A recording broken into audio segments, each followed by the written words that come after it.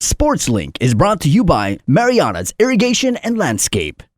UOG returned to the baseball diamond after 20 years. The Tritons celebrated their 70th anniversary with the opening of the Tritons Baseball Invitational at the Paseo Stadium. UOG, Dodgers, Amigos, and the Junior Nationals are all competing in this year's event. Coach Roque Alcantara Jr. leads the Tritons. Alcantara said, "I am glad that we are able to relaunch our UOG baseball program, and I'm grateful for our student athletes, UOG administrators, and our partner sponsors." The Tritons scored 3 runs in the bottom of the first against the Dodgers, 1 in the 6th and 1 in the bottom of the 8th, coming up short, losing 6-5. Dodgers starting pitcher Freddie Cepeda recorded 2 strikeouts. RJ Joe got the win with 6 strikeouts. Triton starter Aaron Guitar also recorded 6 strikeouts in his team's losing effort. In other games, the Junior Nationals defeated the Amigos 10-8, while the Dodgers picked up the win over the Junior Nationals 11-9 in round-robin play. Switching over to some rugby, the Clutch Super Sevens rugby tournament sponsored by Heineken Light wrapped up play over the weekend. In the women's division, HP Squad was the last team standing, winning this year's tournament. On the men's side, Paratodu walked away champions of the tournament.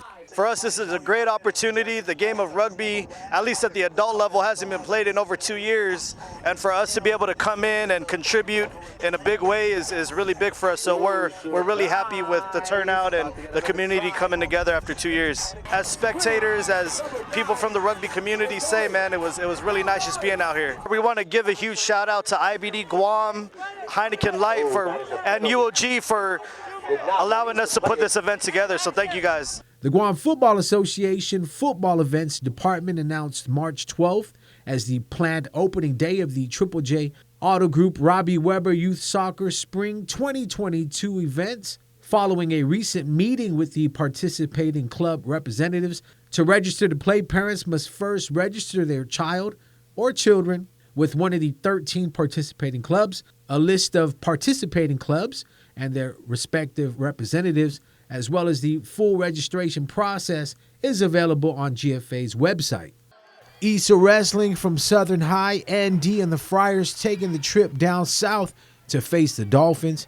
Girls 119-pound matchup between Southern's Eden Santos and Notre Dame's Lana Lujan. Lujan with a takedown in the first period. Santos scores off an escape in the second to trail 2-1 in the third.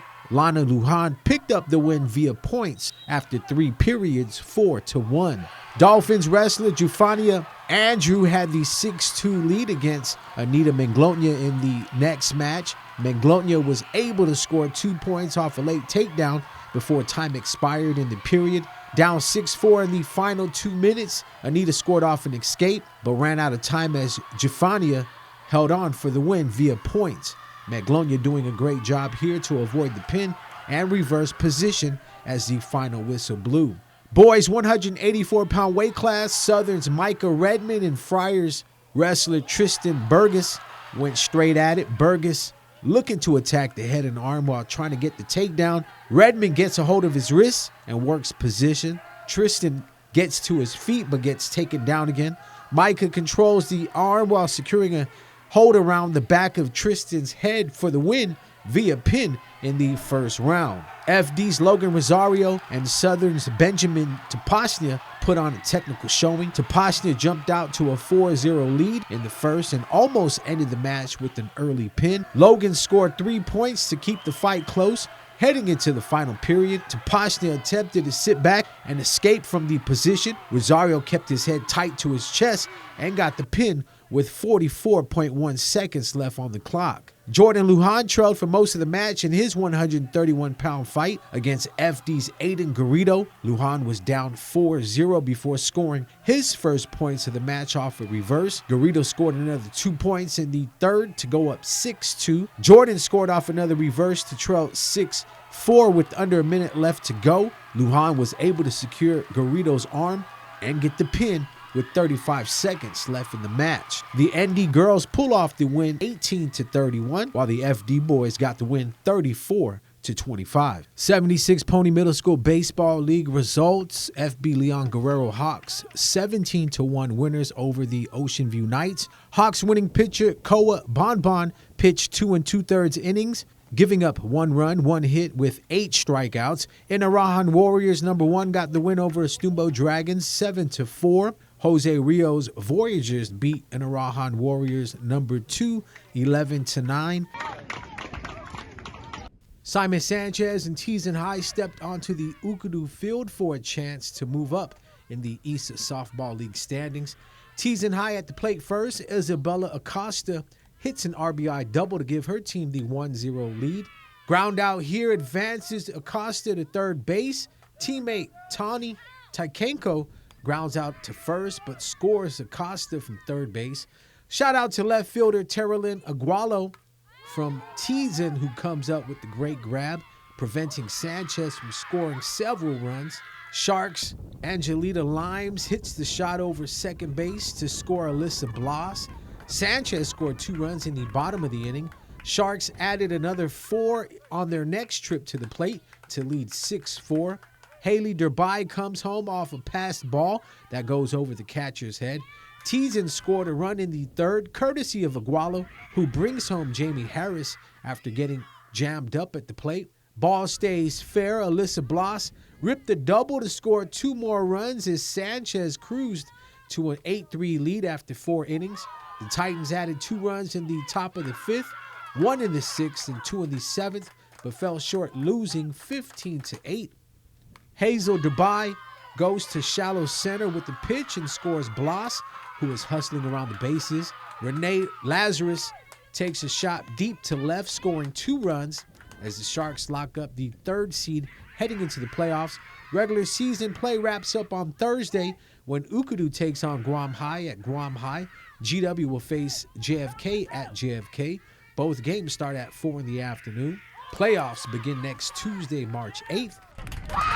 St. Paul and FD hitting the hardwood for the IIAAG boys basketball title. Warriors up 12-10 after the first. The Friars took the lead 22-14 with 4:48 left to go in the second. Michael Pangilinan picking up 2 of his 7 points on the night with the left-handed finish. St. Paul ended the quarter on a 9-4 run to regain the lead, heading into halftime ahead 24-23. EJ Cruz elevating for the baseline finish.